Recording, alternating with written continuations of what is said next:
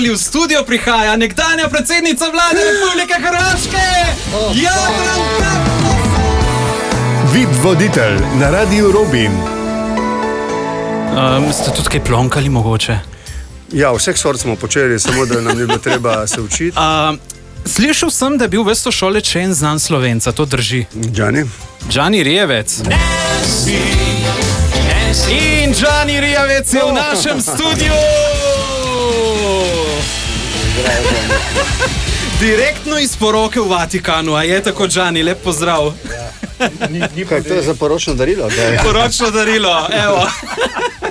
Druženje s Pahorjem. Ja, da povedati, da je Borut bil en zelo fajn sošolc in zelo fajn fant in da smo bili veliki prijatelji in da smo se dobro imeli in da smo veliko žurali skupaj in da je bil en tak, pravzaprav cel razred, se mi zdi, da je bil ena taka... Ja, preveč. Preveč res. Ena anekdota še obstaja o temle bendu, a ne, smo slišali? Ne, o bendu ne, o šoli, ampak... Aha, v šoli. Aha. Meni je bila všeč učiteljica italijanščine. Torej gre italijanščina tekoče. Ukor mi je dala, tako da sem se zapomnil. Ukor? Kaj pa se je dogajalo? Nekaj je bilo treba ušpičati, verjetno. Mladi mulci smo bili, ne, seveda, ko se ti reče. Jaz sem nekaj gledala tja v zadnjo klop, kjer sem bila z enim sošolcem. In jaz sem rekel, da bi rad spal z njo.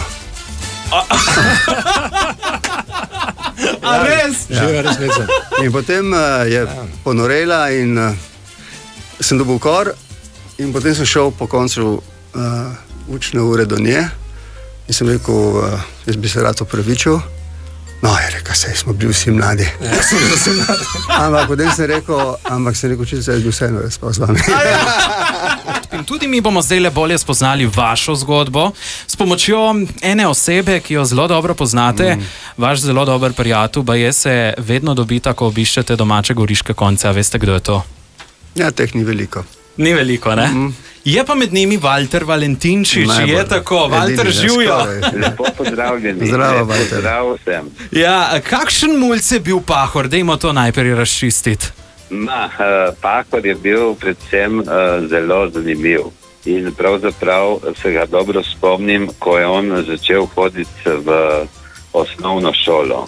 Bil je vedno zelo prijazen, taki dobrodušen, vedno lepo oblečen, zelo priden učenec. Kot posebnost je bil viden tako, ker je zelo rad hodil v bos naokoli. In moram reči, da je zelo rad jedel tudi lubenice. A lubenico ste imeli radi? Ja, noč pa dajmo takole, da se boste malo posadkali. A to sta bila zmenjena potem, kaj? Absolutno. Kje ste se pa družili, Valter? A ste imeli kako betulo, kako klet, kjer ste ga nazdravljali, ne vem? V kletnih prostorih njegove hiše je nek dan izpraznil eno sobo in z denarjem enih prvih zaslužkov, ki je verjetno dobil preko študenta, ki je šel delati. Sem šel obirati brezpe. In tako smo naredili skupaj Borutov disko in je postal naš taki skupni večnamenski prostor. Žurrum je pisalo na vratih in še zdaj piše, baje. A res, evo. No, mi smo se zabavali, kot rečeno, v moji kleti. Moja mama si je vedno želela, da bi se jaz zabaval kar doma, tako da bi imela vedno pod nadzorom, vendar je bila zato pripravljena delati pomembne koncesije za mularijo. Ena od njih je bila, da nam je pustila piti in kaditi, kolikor smo hoteli. In ona je vsa dekleta po koncu žura, obenih dveh, kakšenkrat tudi kasneje, dala v avto in jih razvozila domov. Kako lepo. In ker so starši vedeli, da bojo prej ali slej ta dekleta varno prišla domov, ker jih bo pripeljala moja mama, so dekleta rada hodila k nam. To mi deli, to mi menedžerske vode. In to smo imeli deklet, kolikor smo si želeli. Odlično. Prejle sva omenila, da je bil vajin odnos s Kosorjevo na trenutke precej intimen, veliko enih poljubov, objemov, doživeli smo celo objem desetletja, ki je trajal kar 15 sekund. Za dva politika to kar dosti zdržanja, ne? Ko so se prvič srečala, so bili odnosi med državama zastrupljeni. To je bilo poletje 2009, to je bilo 10 dni po atentatu, po poskusu atentata name. Bilo je jasno, da če ne bova hitro uredila nekaterih stvari, bo prišlo do incidentov, ki utegnejo biti katastrofalni. Tako da sva se dobila potem nagrado Trakoščan 31. julija, to je bil zelo vroč dan. In nekako na pogovoru na 4 oči rekla, da nimava druge, kot da si zaupava in greva po neki poti, ki se je zdela drzna, ampak se je potem vse dobro išlo. Oba sva imela tudi težko gospodarsko krizo, seveda bila je finančna svetovna kriza, nezaposlenost, protesti, vse živo. Zato si morava pomagati, da prija oba na vrh in tako smo se tudi potem držala za roke do konca. Za roke in tudi se objemala. Kaj pravite, če bi ta rekord 15 sekund malo izboljšali, ne? Da bi se zdaj še malo objemali? Z vami sem delal. Borut, z mano zagotovo ne. Zdaj ste zardeli, kaj je to? Ta rekord bomo zdaj popravili. V studio prihaja nekdanja predsednica vlade Republike Hrvaške, Jadranka Kosor! Duša zlata, a vi ste tele? Pa ovdje ne, 3 sata. Samo zbog toga.